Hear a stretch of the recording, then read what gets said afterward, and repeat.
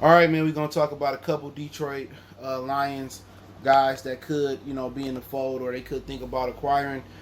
Clay Matthews is still a free agent. But first, we're going to talk about the running back from the 49ers who asked for a trade due to not being able to come to an agreement with the 49ers, Raheem Mostert. Let's talk about him first. Hit that subscribe button, bell icon button, share the video. And basically, they couldn't come to a contract, um, you know, agreement. They also have Tevin Coleman over there as well too. So he came from the Atlanta Falcons. I think they got rid of Matt Breida, so they feel confident that Kyle Shanahan running system is basically the main ingredient to making a successful running back. The same thing that the Vikings may be counting on with Dalvin Cook. They run the same zone running scheme with not Kyle Shanahan, but Gary Kubiak being an offensive coordinator. He was like a special assistant last year. So in that system, they have a ideal running back that they feel that can really carry the day. I mean, you can go on to Terrell Davis. Was it Mike Anderson, Clinton Portis? There's a lot of guys that came through that system. Dalvin Cook was another guy that came through that system that was able to put up video game like numbers. So they believe in that run game system, to the T. They love that system, and they feel that's a plug and play system. The reason I bring up Raheem as a possible plug-in for the Lions is that maybe you don't feel confident in camp with Johnson, you don't feel confident with Huntley or Bo Scarborough, or maybe you just think you're ready to move on from Kerryon Johnson, and maybe you think Raheem Mostert might be a better fit. The problem is you got to pay him. You know what I'm saying?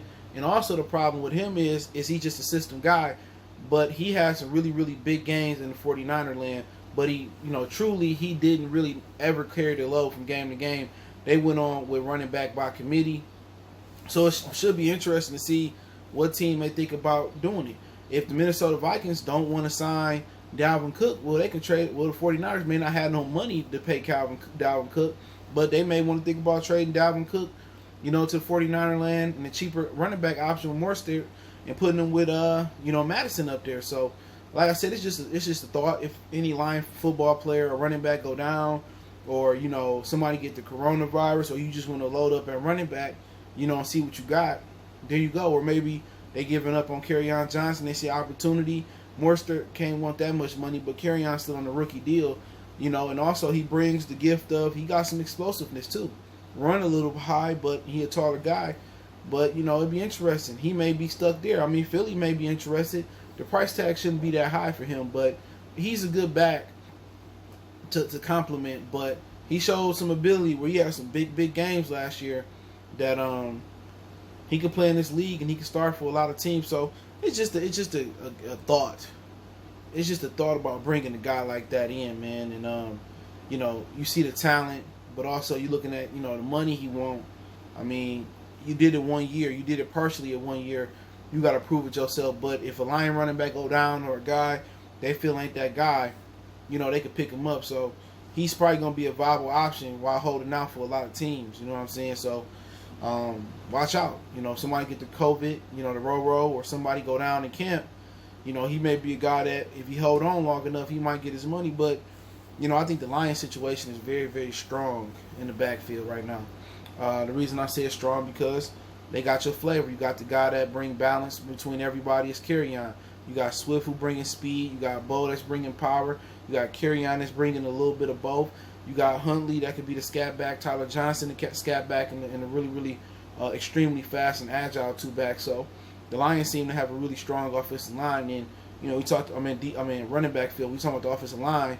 If they can do some shifting around, if they can kick Jonah Jackson to one side, put Big V on the inside, and then bring Crosby on the right tackle, I think they might have one of the better lines they had in a long, long time, man. But, Worcester may be an option. You never know. You know what I'm saying? And if you believe in the talent and the money, right, why not? The Lions have really been, just had bad luck, from, Kevin Jones to, Reggie Bush having a good first half of the year, him and Joyke Bill, and them fumbling the ball legitimately down the stretch that year. And, from job at best. So, you're going to have to come in with a running back by committee. I mean, that seemed to be kind of what's sexy in the league. Now the 49ers did it. Atlanta did it a couple years ago with Coleman and Devontae Freeman.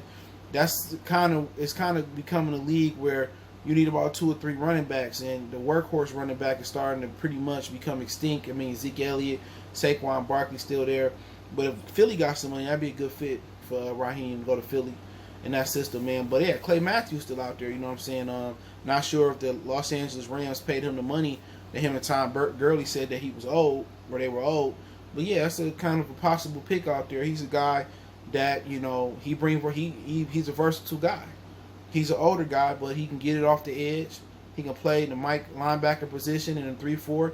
He probably give you some minutes, some time in the middle linebacker position in a 4-3. He can put his hand in the dirt and get after the passer. And he kind of fits, kind of the mantra with the Lions and the Pistons, where they love to scoop up older veterans that's past their prime and put them on the team. So Clay Matthews may fit. I know a lot of people talking about Everson Griffin, Marcus Golden, guys of that nature. And a lot of the issue is that a lot of teams have to get their rookies signed, and like 80 or 90% of rookies in the first round haven't been signed yet. So the Lions only got 2 more rookies to sign, and if they sign a 7th round pick and then Jeff Okudah. But Clay Matthews will bring a lot of experience. I think Detroit, if he doesn't mind living in Detroit or living in the area, is going to bring him a lot of joy to be able to get after Aaron Rodgers, get after the Bears again, get after the Vikings again. And I won't be opposed to it. But like we've been saying for many, many years, we look at the D-line or the front 7 and we say it's not complete. They need more help. And the Lions think they got it down packed what they got. And every year it's the same thing. We lack pass rushing under Patricia.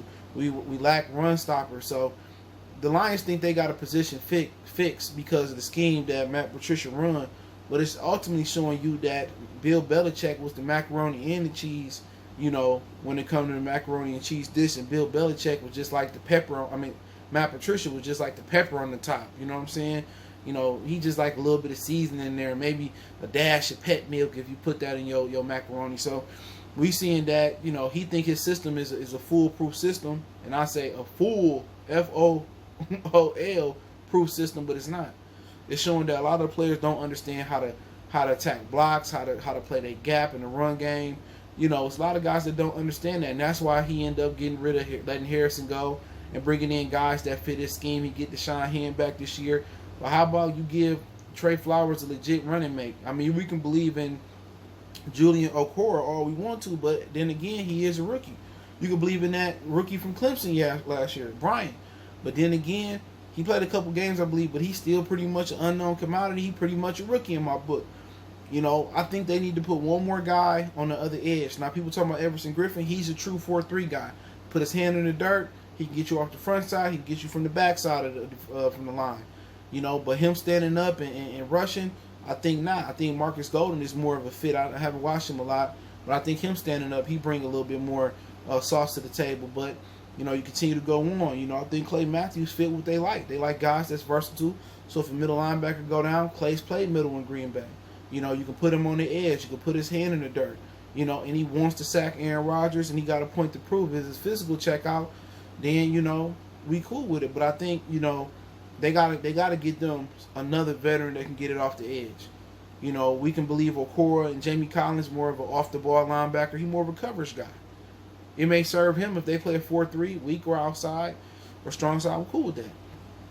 But it may if they play more of a 3-4, it's probably best him play in the middle. Let Clay stand up and get it. And if Clay can't beat out Okoro, then they share time. But they need more pass rushing on the outside.